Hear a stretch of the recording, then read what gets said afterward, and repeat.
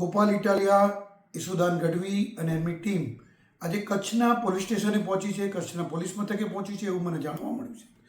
અને ગોપાલ ઇટાલિયા એવું કહી રહ્યા છે કે અમને કોઈ પોલીસ આમંત્રણ આપ્યું નથી, અમને કોઈ નોટિસ આપી નથી અને અમને કોઈ પોલીસ જણાવ્યું નથી, છતાં પણ અમે અમારી નિર્દોષતા પુરવાર કરવા માટે ત્યાં પહોંચ્યા છીએ.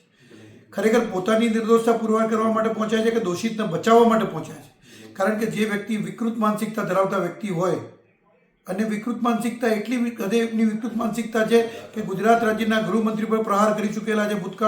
ભૂતકાળમાં કથાકારો, મહિલાઓ અને બ્રાહ્મણો માટે હેલ્પફેલ શબ્દો બોલી ચૂક્યા છે અને શબ્દો બોલ્યા પછી માફી માંગવી, આનાથી વધારે વિકૃત માણસ કયું હોઈ શકે?